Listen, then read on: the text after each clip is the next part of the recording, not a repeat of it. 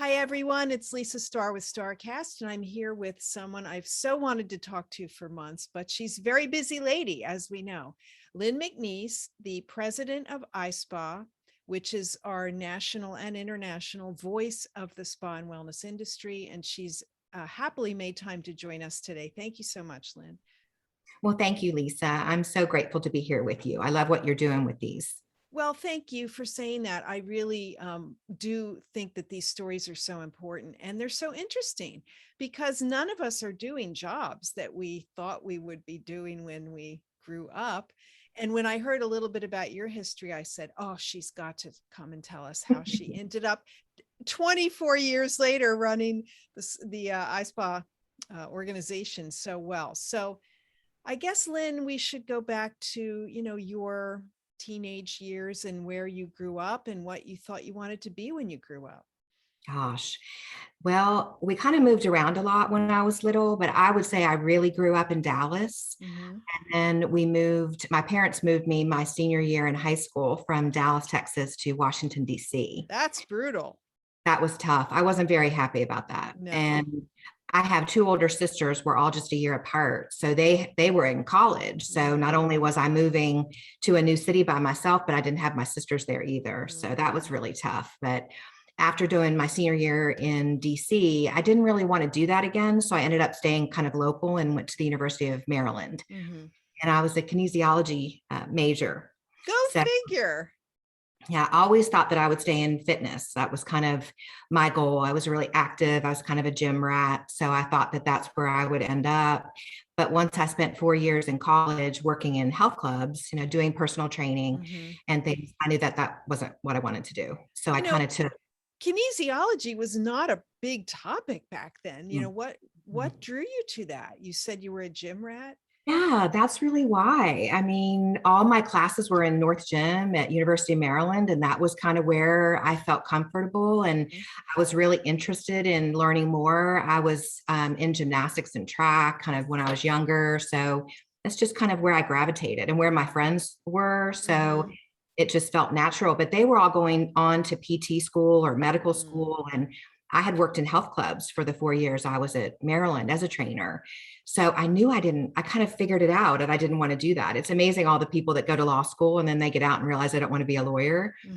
So I kind of paused and ended up actually volunteering on political campaigns and that just snowballed into the convention, the campaign, the inaugural, and then I ended up in the White House for 4 years. I saw that. So, I mean, you came right out of college into the White House, basically. So this was a proximity, like being in Maryland and DC and being able to make connections. I mean, it's more than that, though. You don't just walk out of University of Maryland and go into the White House. No, but I volunteered and worked. I started at the convention and worked before the convention got started. I mean, my dad was with President Nixon for years. My sister worked with President Reagan. So that was certainly in my background. So I knew the ropes a little bit about how that worked. Yeah. And after I graduated, we went on vacation and I said to my parents, I don't really want to do this. And Dad said, just take some time, go volunteer on the campaign and see where things end up. And it was very circuitous, but I ended up in the White House Fellows Program, which was a non-partisan. Lyndon Johnson founded the program in the 60s to really teach people in the private sector how government works. So professionals apply to be a White House Fellow and they get about 20,000 requests a year. 20,000? And they select 11 to 19. It's still going on today. The program's amazing. But these professionals come to Washington for 1 year and they serve as a special assistant to the president in all departments around government. And then they have an education program while they're there where they'll do 2 or 3 luncheons a week and do an international trip, a military trip, and several domestic trips. So I was in charge of setting up all the education for them for 4 classes of White House Fellows. Still some of my greatest friends today are former fellows. So that was just amazing. And then how did you know how to do that job? I mean, what prepared you? I don't know. I just figured it out, because all the people that were there before me had moved on. So we kind of had to figure it out. It was a very small staff. There was only 3 of us, but the program was going on since the 60s. So they had institutional knowledge. So we weren't starting from scratch, but it was nonpartisan. So the whole idea was that you had all these different voices coming together in one room to really challenge each other on everything. It was very polite, very professional, but I got to almost be a fly on the wall in all of these really amazing conversations, which I think really prepped me for doing the board work that I do now. Because it's similar when you have all these different people come together. And so maybe finely tuning an ability to listen and sift through what you hear. And navigating difference of opinions in a very, careful way, because you get a White House fellow from Louisville, Kentucky, who's a inner city teacher, and a White House fellow who's been on Wall Street, making multi-millions, and all of a sudden they're in the room and they have to agree on things, and they come from we all bring our backgrounds. Right. So it was really interesting.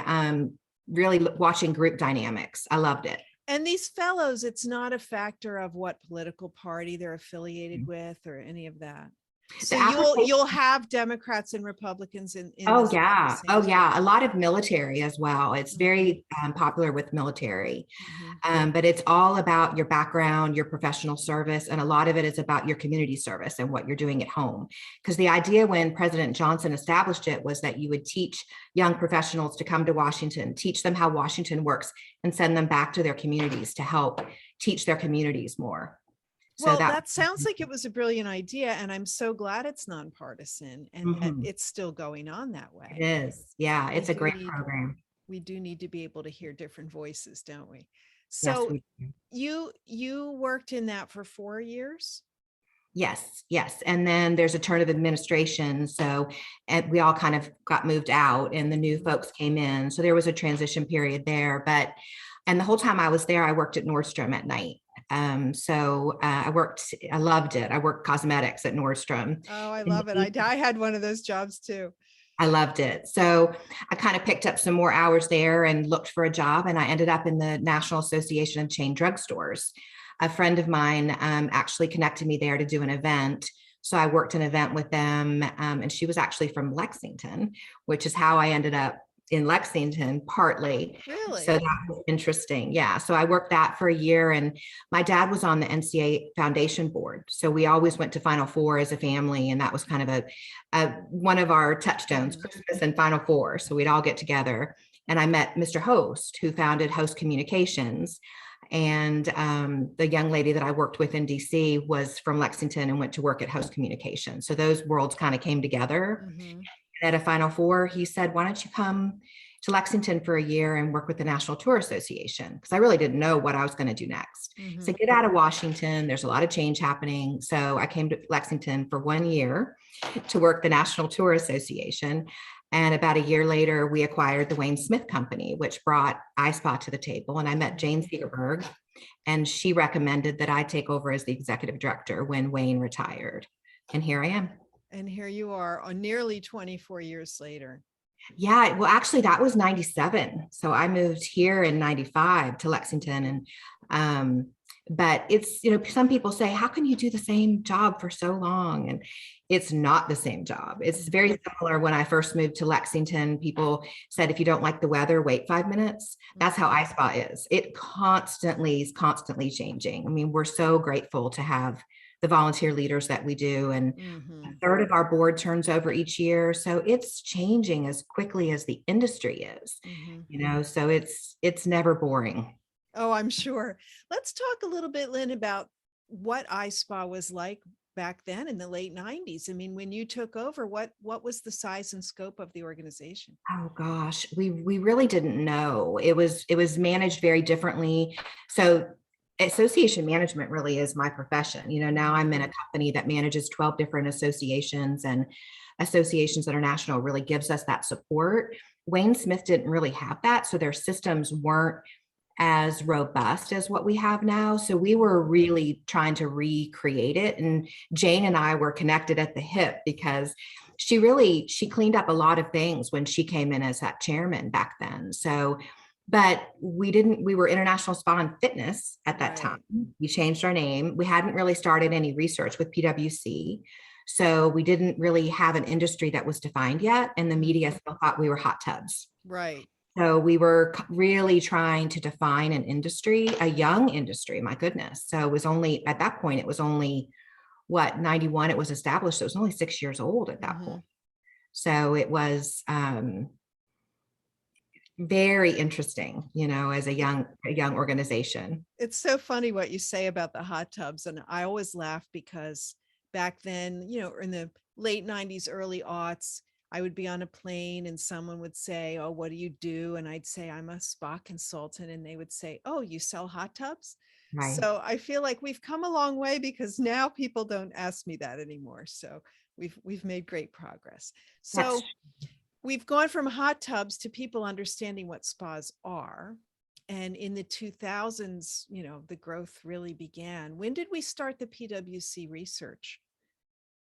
in that well, Cornell did a few studies early on. So Dr. Mary Tabaki was very instrumental in that. And then PwC, I want to say the first one, well, we just did our 20th. So what would that be? 2000, like right around 2000. Yeah. And then we really just watched it grow and grow and grow. And as you said, we saw the huge boom, and then 2008 hit. And then we saw that. And I don't know if you were on the most recent PwC during the summit. Yeah, of course you were. Yes, I was. And I thought it was so interesting when he explained the difference between 2009 and now, saying that 2009 was really a crisis of demand, where now in 2020, we're seeing the crisis of supply. For sure. And that's so true. And the board was very brave to continue to invest that amount of money when we have gone now 2 years without a conference. But we knew looking back 20 years from now, we would need to see the financial impact, well, the overall impact of our industry because of COVID. Well, that was one of my questions, Lynn, was how you came to make that decision that you knew you needed data and to go to an outside firm like PwC. I mean, what was the genesis of that? Really the credibility. I mean, we started with, I'm trying to think, there was a gentleman who with another company that did some of the consumer research for us. But once we met Colin and his team, we really wanted it to be consistent. And it's funny because Colin also said on that session that you were on, that other than the Oscars, ISPA is their longest going client, which that's amazing when you think about it, right? It really is. A small little nonprofit that we would be able to do that. But that was the focus. And, what prompted it was the media and hot tubs, because we were doing a lot of media outreach to educate the consumer on what a spa was, and not to be seen as fat farms for the rich and famous or hot tubs. And we knew a way to get that credibility was to define the industry. And that's what the board set out to do. And they've done it amazingly well. Oh, totally. I mean, I know as both a consultant and a journalist, we're always looking for data to frame stories. And, we just never had any, until you started doing those research, and it became, the Bible of what we had every year to work with. So it's been great. I'd love to see a chart of it. Sometime I'll have to do that. Oh, we have it. Yeah. It comes out. We have the whole 20 years each year, the growth of it. So I can send that to you for sure. It's fascinating. And now look at what Global Wellness Institute is doing. I mean, with their communities and real estate that came out yesterday, it's been a busy spa week. It has been. But it's amazing that we've come that far, for sure. It is, because when we grew from whatever salons and facials and nails into sort of a movement that's really defining people's sense of wellness and health, and starting with 2008, as you mentioned, that was a blip. We had 2001, or the terrorist attacks. We had 2008 market crash, and then of course, as you said, the demand issue, and then this latest incident, I don't know what else to call it, ongoing situation. And now we have a different kind of crisis, which is, to further your point, of one of supply. I mean, we have so much demand for what we do, and consumers finally understand that they take a role in health, and we help with that. And I feel so great that we've managed to sort of hang around and be in that picture, and now really take center stage. That's right. And it's such a great jumping off point to what that next 20 years is going to be like. I think we're going to see a fundamental shift in just the overall industry and how we're perceived. And it's just trying to get through this staffing shortage that we're all struggling with too. And we will. And it's interesting because you mentioned 2001. And I think about that. And, we had that amazing conference 2 weeks later in I Palm remember in Springs. Palm Springs. Still talk about. And then, gosh, what happened at Mandalay Bay after the shooting? We were there the next week. And, so making the decision to not have an International Spa Association conference was really tough. I mean, that's just like the research, we didn't want to skip a year, but we also knew that it would be irresponsible for us to move forward at that time. It just wasn't possible. No, and especially when we're supposed to be about health and wellness, we Right. can't be putting people in jeopardy. And so many companies still have travel mandates, Right. against it on, so it's been difficult. And yet people are moving. I mean, I've been on 4 flights in the last 2 weeks that have been full. Yeah. It's people Yeah. are not sitting home any longer. So we're learning how to live with the situation that we have. Is that your take on it? There's no doubt. I mean, I hate to say new normal, but we're all kind of navigating this new space, and we're kind of morphing into what feels comfortable for each of us. It's all about that accountability and customization. We're figuring it out for ourselves, and what's comfortable for you may not be comfortable with me, and vice versa. So we're taking our own path through it. And I think that's okay. I think we should.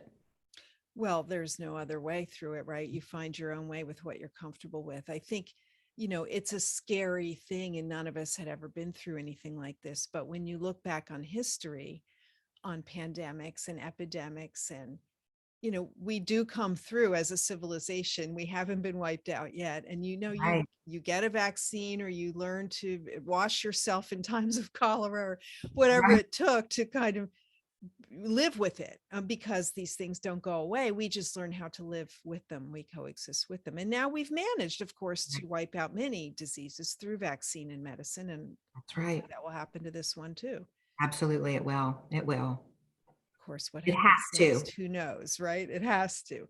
But we're scheduled for conference next year. In May at Mandalay Bay. That's correct. The Okay. first week of May. It's going to be so great. It I will was be. at the Florida Spa Association, and it's a real small gathering that's regional, but they were all so happy to see each other. And I feel like we're just going to have one big, huge party when we get to Vegas. We'll be so happy to see each other. It's a good thing we'll be in the party city. I So know. you mentioned, that you think it will look differently. I mean, you reflect back on the last 20 years and the growth you've seen in the market and in the consumer. What do you think our next 20 years will look like, Lynne? It's funny because Colin McElhaney also said that we're going to really focus in the coming years on the consumer experience. And if we open it safely, they will come. And we're seeing that that's true.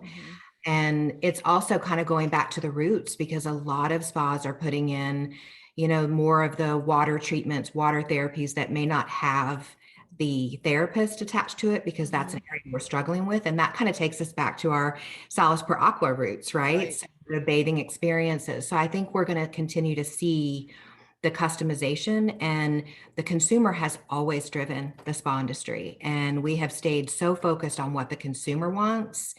And it's going to really be about that accountability and customization. And it's going to be not just, it's all about self-care now. So we're going to be always looking for what's going to make us, and wellness has just exploded, right? So, and I remember when spa was so overused. Do you remember when it was car washes had spa on it, and there were Pet spas, shoe spas. You're in a popular industry when you have a leather spa at the train station where they clean That's shoes. right. That's so true. And we're seeing that in wellness right now, which the explosion in the real estate from yesterday. And I think that's wonderful. And we're going to continue to see that. And the consumer at some point is going to figure out what the right path is for them. And spa is going to have a huge part of that. But it's going to definitely shift and ebb and flow for the next several years until we get the staffing issue under control, for sure. Well, do you think that the model of what we're offering will change, or how much, I guess is my question. I'm thinking back to your point about Salis per Aquam.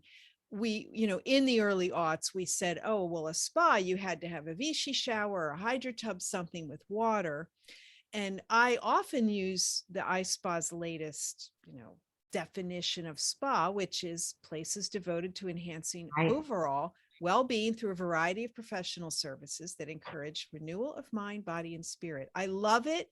Good for It you, really Lisa. sums it up, but it doesn't define us by water, or it's just professional services that make you feel good. That's right. So what might that include, right? Where do we go? It goes back to that customization, because what you're searching for may not be what I'm searching for. And people always said, what is the spa what's your favorite spa? And there's no way to pick that, there really isn't. And it kind of goes back to what your intention is and what you're trying to get out of it. And that defines where you go and what experience you have. And there's still people that are not comfortable going in a treatment room. They're just not. Mm-hmm. And so we're going to have to provide, in order to attract the consumer back to stay in the spa, we're going to have to provide alternative treatments for a while. And I think that a lot of people are doing that very well. I mean, Tammy at Carillon is doing that very well and has a lot of different things. And there's a lot of creativity out there on being outside and being in nature and hiking and the fitness side of things.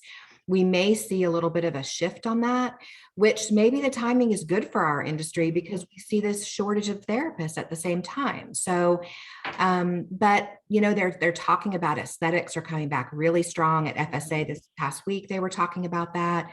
There is not a shortage of aesthetics, which is wonderful, of estheticians, and they're teaching a lot of estheticians body treatments, because massage therapy is where we're really seeing that, shortage right now. Yeah.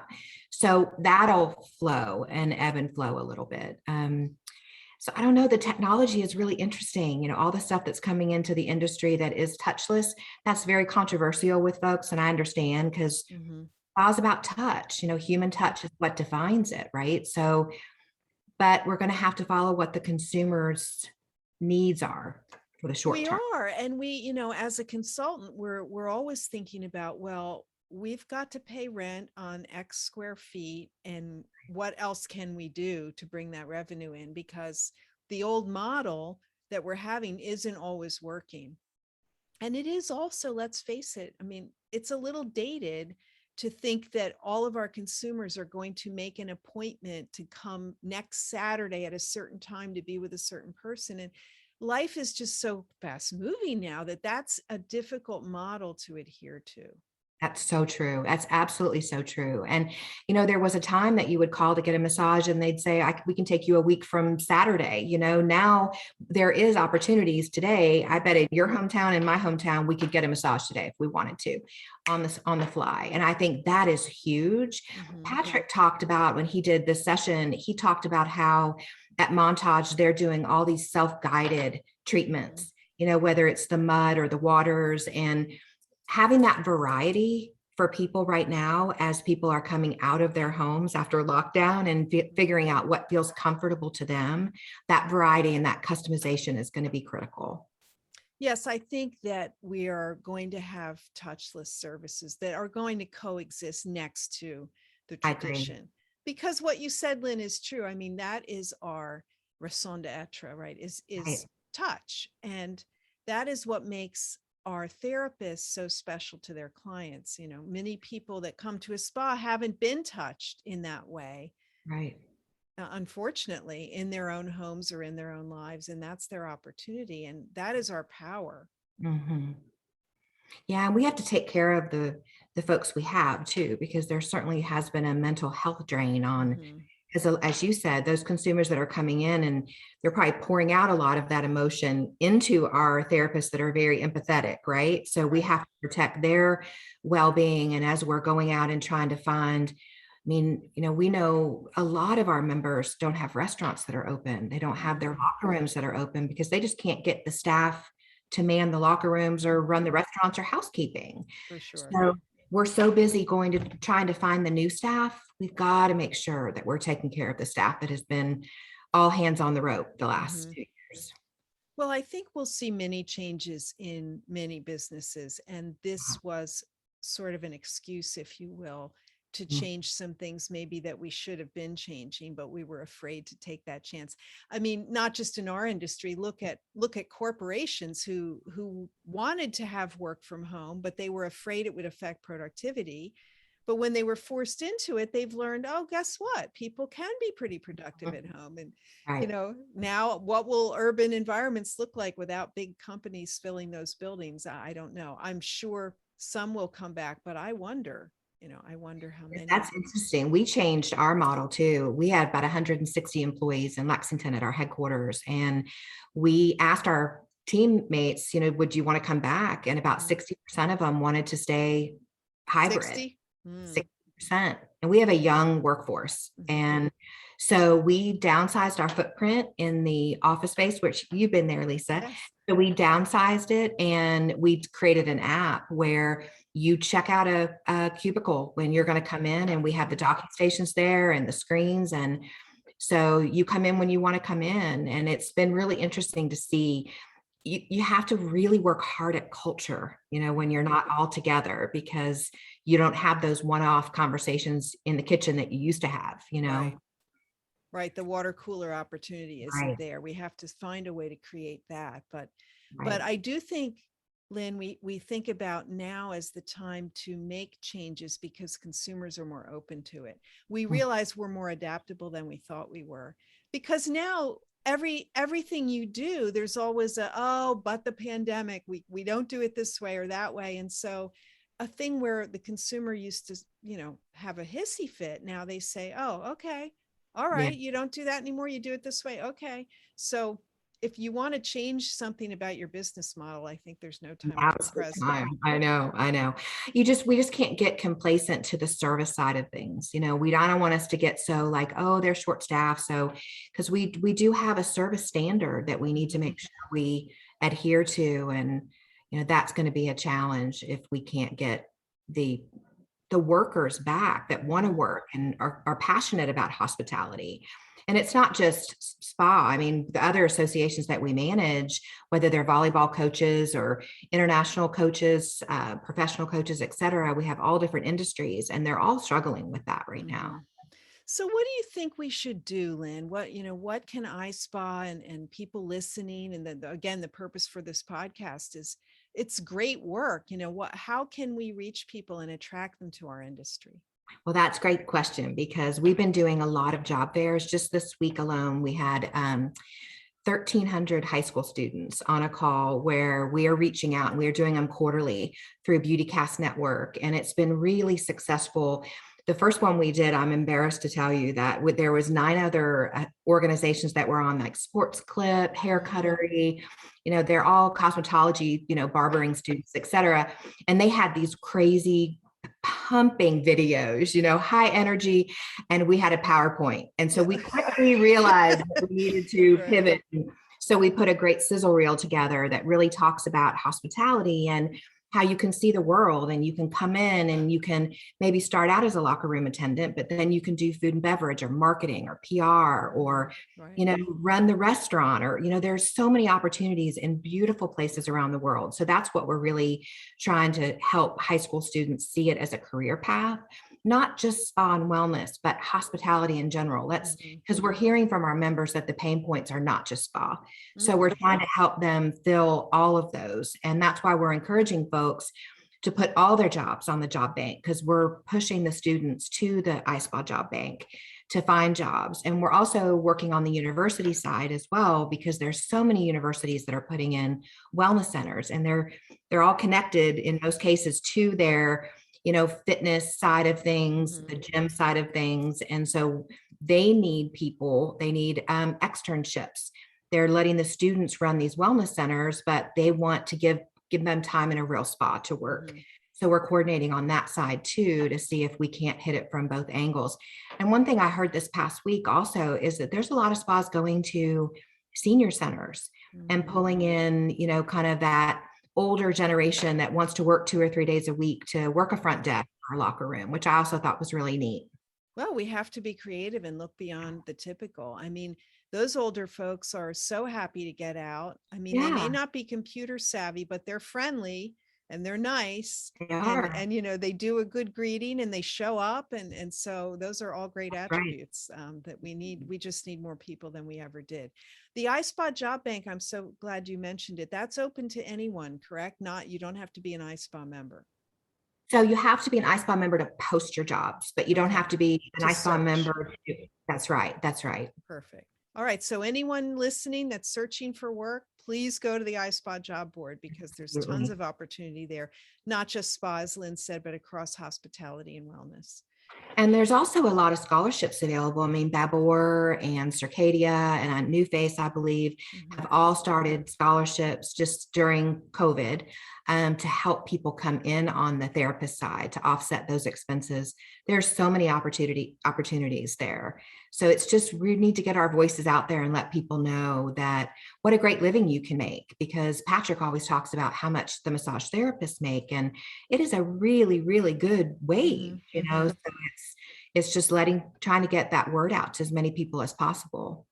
Well, it's a great wage in all aspects of the industry, but it's also so rewarding to touch consumers in a way that's so deep quickly. It's not like a retail store where they walk in and they buy a skirt and they leave. I mean, spa and wellness experiences really deeply affect people, and you make friends for life.